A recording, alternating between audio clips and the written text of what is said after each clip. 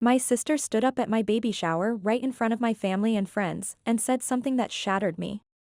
She raised her glass, smiled, and said, "Hopefully this pregnancy reaches full term, unlike your previous attempts." I heard someone gasp. Medical charts seemed to fall silent around the room. I stood there frozen, fighting back hot tears that threatened to spill over, my trembling hands protectively covering my belly. I had waited years for this day, dreamed about celebrating the precious life growing inside me, and Victoria, my own sister, turned it into a waking nightmare. I looked around our living room that we had decorated with such care and love. The soft pastel and silver balloons swaying gently in the air from the ceiling fan, my hospital colleagues staring at me with shocked expressions. My mom Diana covered her mouth. My best friend Jocelyn mouthed, "Are you okay?" I wasn't. I absolutely wasn't okay. I tried to speak, to say anything that might break this terrible moment, but before I could, I felt a strong, familiar hand on my back. It was Isaac, my husband. He had just arrived from a construction site, and the second he saw my face, he immediately knew something was terribly wrong. He scanned the tense circle of guests, his eyes landing squarely on Victoria. Without uttering a single word, he walked directly to her, pulled her firmly aside, and whispered something that made the color drain completely from her face. Moments later, Victoria rushed from the party, screaming accusations and sobbing uncontrollably. And that was just the beginning. The morning of my baby shower, I woke up feeling lighter than I had in months, despite coming off a 36-hour shift at the pediatric ward. The air carried the scent of fresh rain, while sunlight filtered through the clouds just enough to bathe everything in a warm golden glow. I stood examining myself in the mirror, smoothing my hands over the soft blue maternity dress stretching across my growing belly. It was a small, intimate gathering, just close hospital colleagues and family, and I had meticulously planned every single detail during my breaks between rounds. I needed this celebration to be absolutely perfect. After 2 devastating miscarriages that I had clinically understood yet emotionally struggled with, this pregnancy felt like a precious second chance, a fragile miracle I was finally brave enough to celebrate. I had always imagined my sister Victoria standing supportively beside me on meaningful days like this. Growing up, we shared everything, whispered secrets, cramped bedrooms, ambitious dreams about our futures. Somewhere along the way though, something fundamentally changed between us. Maybe it started when I married Isaac, a self-made construction company owner, while Victoria was climbing corporate ladders and dating financially successful men. Maybe it deepened when I chose pediatric nursing while she told everyone my talents were wasted on such a modest career. Maybe it was simply easier for her to resent my choices than admit she felt emotionally inadequate despite her professional success. I kept desperately telling myself our relationship would improve, that this tension between us was merely a temporary phase, that blood ties would ultimately prove stronger than professional jealousy. I believed it because I emotionally needed to. The living room looked absolutely beautiful that evening.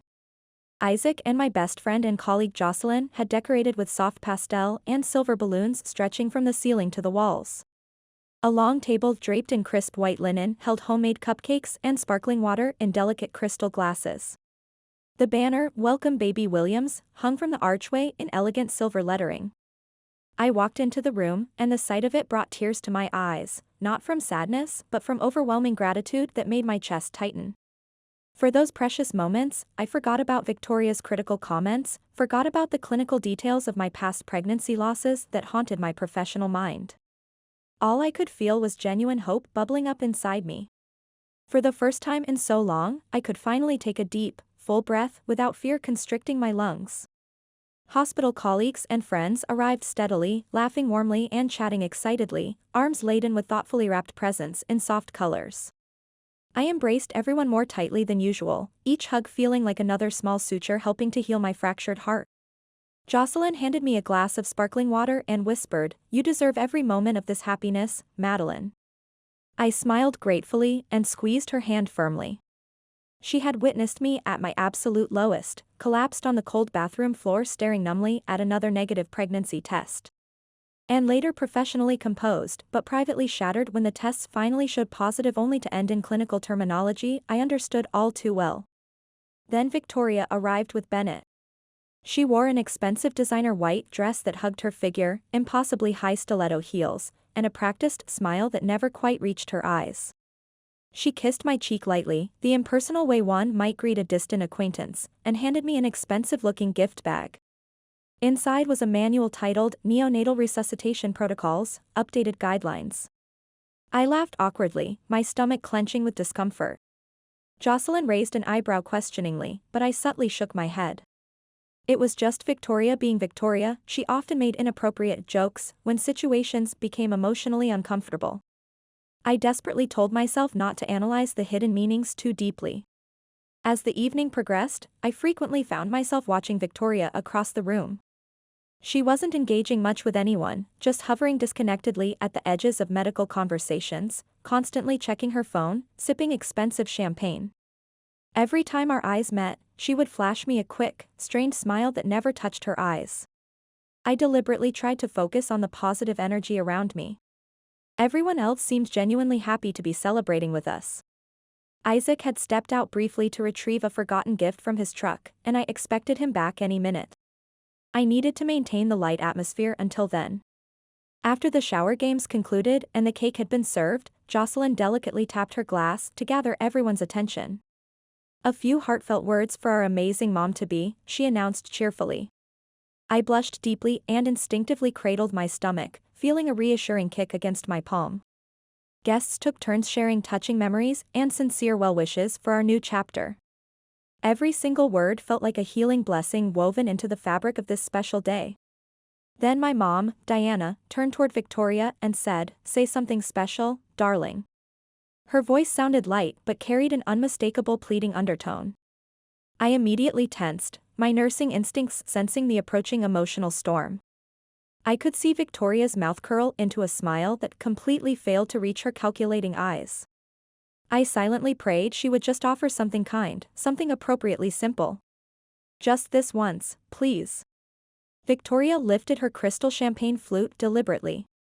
For one breathless moment, the entire room seemed suspended in anxious silence, and then, with a tone dripping with clinical detachment, she said it. "Have you calculated the statistical survival rate for this pregnancy given your history of recurrent pregnancy loss? Is proper fetal monitoring protocol being followed this time?" Her words dropped like a code blue alarm, devastating everything around them. In one horrible instant, all warmth and celebration evaporated from the room. I felt a crushing pressure in my chest as though someone had physically struck me. My mind frantically tried to process what I'd just heard through the clinical part of my brain. Had I misunderstood her meaning? Was this some twisted medical humor I wasn't grasping? But the calculating look on her face, the slight curl of her lips, told me exactly what she intended. My colleagues froze in professional horror. My mom's hand flew to her mouth. Jocelyn shot me a look of complete outrage. I stood there, too stunned to move, too wounded to even shed tears. I felt clinically exposed, professionally humiliated, emotionally shattered. I struggled to hold everything together with trembling fingers and a fragile professional calm when I felt Isaac's hand on my back, solid and reassuring. He was here. He had arrived just in time to witness my world crumbling. The silence following Victoria's calculated words stretched unbearably. It was the kind of silence that crackles with tension, making your skin prickle because everyone recognizes a terrible ethical boundary has been crossed, yet no one dares break the horrified quiet. I stood frozen, heart hammering painfully against my ribs, desperately fighting tears, not here in my living room, not now during my celebration, not in front of my respected colleagues. I glanced around frantically, searching for something, anything to center myself. Jocelyn's hand covered her mouth, her eyes reflecting professional indignation. My mom stared fixedly at the table centerpiece, pretending not to have heard the cruel medical reference everyone had clearly heard. Several colleagues shifted uncomfortably, whispering clinical terminology to each other. The silver balloons bobbed gently from the ceiling, cheerful and elegant, mockingly contradicting the heavy, toxic atmosphere now blanketing the entire gathering. Victoria sipped her champagne casually as though nothing inappropriate had occurred. She laughed softly as if she'd merely made a harmless clinical observation, not deliberately reopened every professional and personal wound I'd spent years trying to heal. I swallowed painfully and pressed my palm protectively against my belly, instinctively shielding my baby from the poisonous medical terminology just weaponized against us. My first professional instinct was to escape, to hide away. I desperately wanted to flee the room, escape the pitying eyes, the sympathy already forming on colleagues' faces. I clenched my jaw tightly, forcing myself to remain composed. If I ran away, Victoria would claim victory. If I broke down, she would know her calculated cruelty had achieved its target. My baby deserved stronger protection than that. I deserved professional dignity. I tried to speak, to say anything that might diffuse the tension, but no words formed. All I could recall were nights spent curled on cold tile floors, clinical hospital visits, the devastating finality of attending physicians shaking their heads at ultrasound monitors. Everything crashed into me simultaneously, all the grief I had professionally understood yet emotionally buried. Then I felt Isaac's hand on my back, strong and warm, anchoring me to reality. He had arrived precisely in time to witness Victoria's clinical cruelty hanging in the air. He said nothing initially. He didn't need words. His body tensed protectively beside me, his hand moving purposefully from my back to my shoulder in silent support. I looked up at him, my vision blurred with unshed tears. He gave me a single look, filled with controlled anger, profound love, and something else, something undefinable that I completely trusted. Jocelyn stepped forward professionally, attempting to salvage the celebration. She raised her glass and announced with deliberate brightness, "To Madeline and Isaac and their beautiful future family." A few colleagues murmured agreement, glasses clinking hesitantly, but irreparable damage was done. The atmosphere had soured beyond recovery, and no amount of professional smiles could repair it. Isaac leaned down and whispered, "I'll handle this." His voice remained low, controlled, but contained unmistakable determination. I watched as he crossed the room with measured steps, purposeful yet composed. Guests instinctively moved aside as he passed. He headed directly toward Victoria, who was laughing at something Bennett had said, behaving as though she hadn't just professionally humiliated me before everyone I respected. When Isaac reached her, he didn't raise his voice. He created no dramatic scene. He simply touched her elbow firmly and spoke something I couldn't hear. Victoria stiffened instantly, her champagne flute suspended midway to her lips. Isaac leaned closer, speaking precisely into her ear. Whatever he said drained all color from Victoria's face. Her mouth opened slightly, then snapped firmly shut. She placed her glass down with a sharp clink and pivoted abruptly. She stormed across the room, expensive heels stabbing into my carpet, perfectly styled hair whipping around her face. As she passed by me, she shot me a look of pure, unfiltered rage. It wasn't the expression of someone feeling remorse. It was the look of someone whose secret had just been exposed and absolutely hated the revelation. She pushed roughly past my colleagues, knocking over a chair, and vanished through the door, slamming it so violently behind her that the sound reverberated like a cardiac monitor's alarm. The living room fell silent again, but this time the silence carried something different. The tension had fractured, leaving behind an unexpected sense of relief. Hospital colleagues shifted uncomfortably, some whispering professional apologies, others pretending to check medical charts on their phones or rearrange the food table. My mom stood motionless, her face deliberately expressionless, the retired hospital administrator in her visibly calculating damage control. Isaac returned to my side, his expression softening as he approached. He wrapped me in his strong arms, holding me firmly enough to press all my shattered pieces back together. I collapsed against his solid frame, the full weight of the moment finally crashing down on me. "You're okay," he murmured against my hair. "I've got you." I desperately wanted to believe him. I needed to believe him because, for the first time in my professional life, standing amid the ruins of what should have been a celebration, I recognized a hard but necessary truth. Sometimes family isn't defined by biological connections, but by those who stand firmly beside you when it truly matters. And Isaac, without question, was my real family. After Victoria stormed out, a peculiar calm settled over the gathering. It wasn't the heavy, suffocating silence from before. It felt lighter, almost purified, as if her departure had removed something toxic from the atmosphere. I remained in Isaac's protective embrace for several moments, feeling the steady rhythm of his breathing, his warmth reminding me I wasn't facing this alone. I had experienced so many losses before, but this time I wasn't standing alone in the aftermath. Finally, I pulled away slightly and looked up at him. His expression was composed, but I could still detect controlled anger flickering behind his eyes, not explosive rage, but protective determination that told me he'd made an immediate choice when he saw me broken and struggling to maintain composure. "We need to talk," I whispered, my voice still rough from suppressed tears. Isaac nodded and guided me toward our bedroom, away from concerned colleagues and the remains of what should have been a joyous celebration. As we walked, I glimpsed various expressions, some showing clinical sympathy, others professional awkwardness, a few reflecting quiet support. I kept my gaze firmly forward. At this moment, only one person's perspective truly mattered to me. We entered our bedroom, the familiar scent of antiseptic hand lotion and fresh linens surrounding us. Isaac closed the door gently behind us.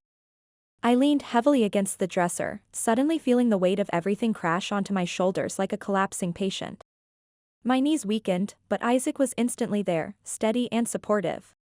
"I'm sorry," I said, my voice breaking. "I'm sorry she ruined today with her medical knowledge." He crossed the room in 2 determined strides and gently cradled my face in his calloused hands. His thumbs carefully wiped away tears I hadn't even realized were falling.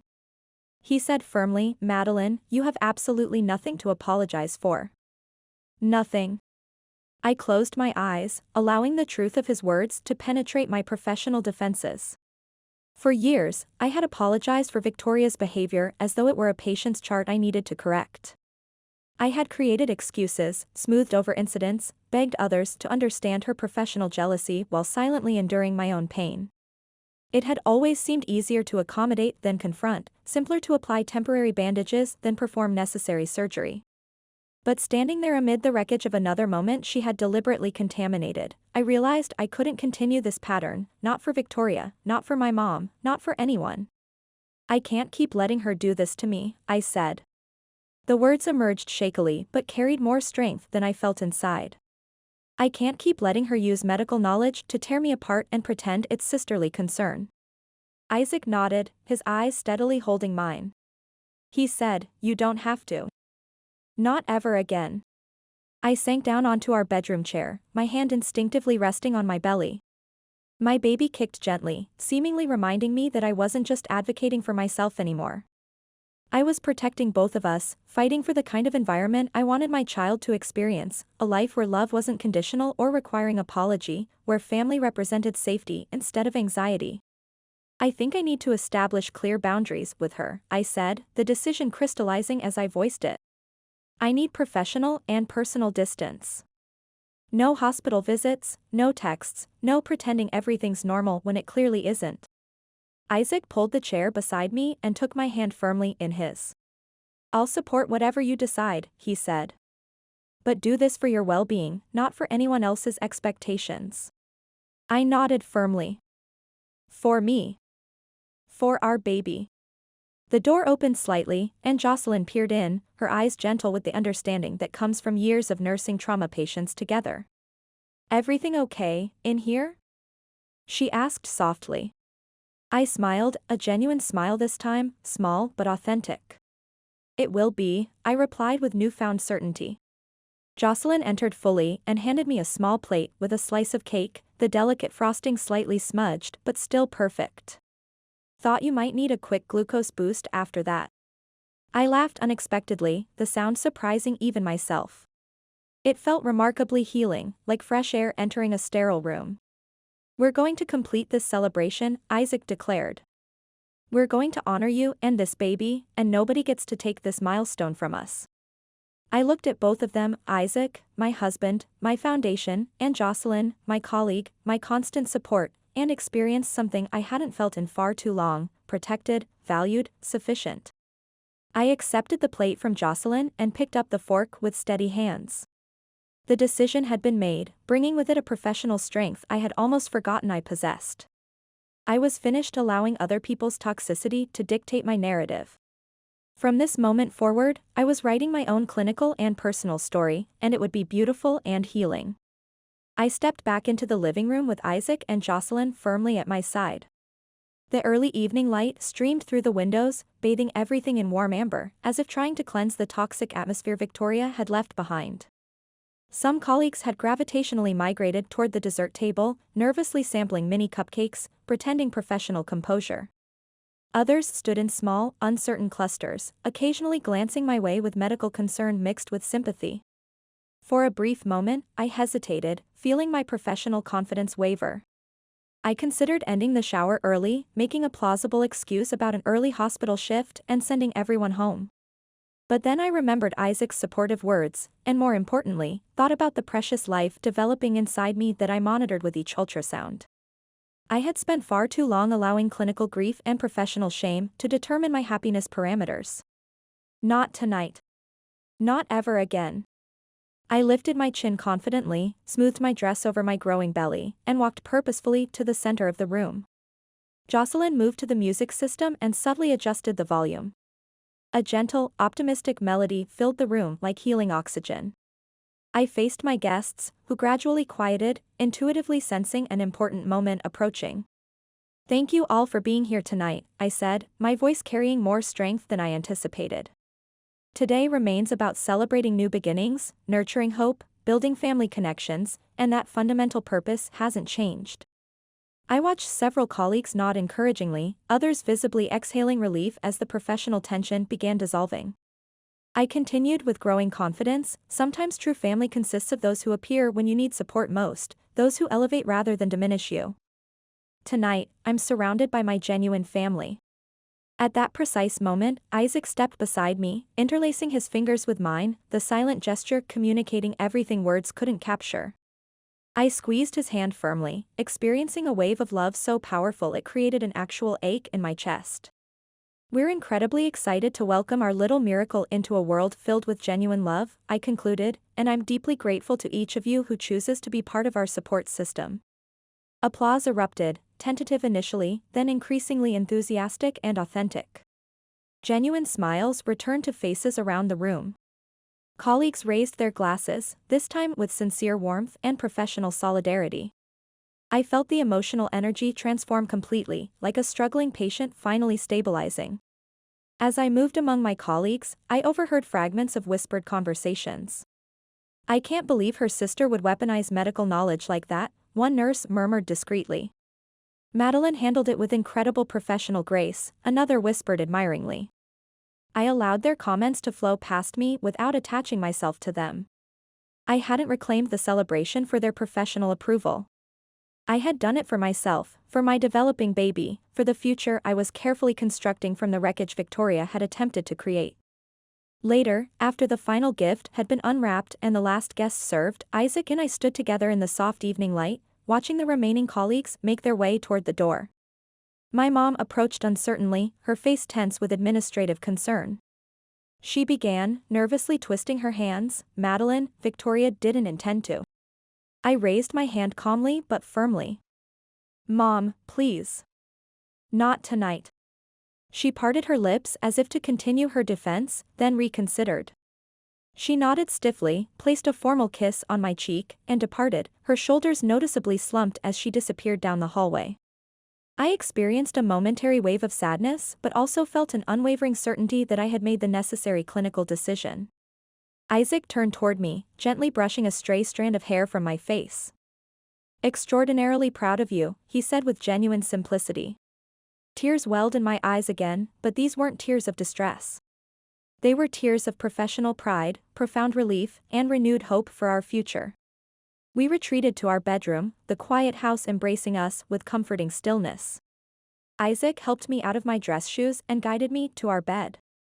We settled together, my head resting on his solid chest, his hand protectively covering my growing belly. I listened to the strong, steady rhythm of his heartbeat, and for the first time in months, I felt genuine peace. Not because circumstances were perfect, but because I had finally claimed my right to protect my own well-being, to safeguard my family. Somewhere inside me, a tiny flutter kicked against Isaac's palm. He laughed softly, a deep, joyful sound that filled our bedroom. "She's strong," he said with certainty. I smiled, placing my hand over his. "She's going to need that strength." That night I drifted to sleep experiencing something I thought had been permanently lost: hope, steady and powerful, flourishing where professional resentment had previously resided. Victoria's clinical words had attempted to devastate me, but they had only revealed my deeper resilience. I wasn't the damaged one. I wasn't the inadequate one. I was the one who persistently survived. The next morning I woke feeling noticeably lighter. The memories of the baby shower remained clear, but they no longer weighed me down. I had expected to feel professionally compromised, perhaps even ashamed. Instead, I felt remarkably stronger, as if something fundamental within me had been tempered in the fire Victoria had attempted to ignite. I prepared a simple breakfast while Isaac slept, our home peaceful, the kitchen filled with gentle morning light. I sipped my herbal tea and ran my hand over my belly, feeling a reassuring movement in response. I considered everything that had brought me to this critical moment. Years of fertility struggles, the clinical heartbreak of pregnancy losses, nights wondering if I was professionally capable, if my body was medically sufficient, if my spirit could endure. I thought about Victoria, about years spent seeking her approval, smoothing over her sharp criticisms, defending her at my emotional expense. I had desperately held to the belief that family loyalty required enduring cruelty silently, that love demanded sacrifice regardless of personal cost. But standing in my living room during my own celebration, professionally humiliated and emotionally devastated, I had recognized the truth with absolute clarity. Genuine love never humiliates, never diminishes, never destroys. Authentic love builds, heals, strengthens. And sometimes, real love means choosing your own well-being when others refuse to respect it. Isaac joined me at the breakfast table, his hair tousled from sleep, his eyes gentle when they met mine. He didn't mention Victoria. He didn't ask if I planned to reconcile or smooth things over. He trusted me completely to make my own informed decision. That trust, that quiet professional respect, meant more than countless empty apologies ever could. Later that week, I received several messages from family members. Some expressed genuine support, admiring my professional composure. Others were more hesitant, attempting to excuse Victoria's behavior or suggesting I should be the professional in the situation. I read each message carefully but didn't respond. I owed nobody explanations for establishing healthy boundaries. The truth was, my decision that night had already taken firm root. I was finished sacrificing my emotional health to preserve relationships that caused more harm than healing. I wasn't permanently severing family connections. I was simply creating necessary distance to heal, to build something healthier for myself and the daughter growing inside me. In the weeks that followed, life progressed steadily. Isaac and I completed the nursery decorations. We painted the walls a calming sage green and arranged framed illustrations of pediatric medical heroes above the crib. We spent evenings assembling furniture, laughing when we discovered we'd installed several drawers incorrectly. Jocelyn visited frequently, bringing homemade meals and staying to discuss hospital cases and personal matters.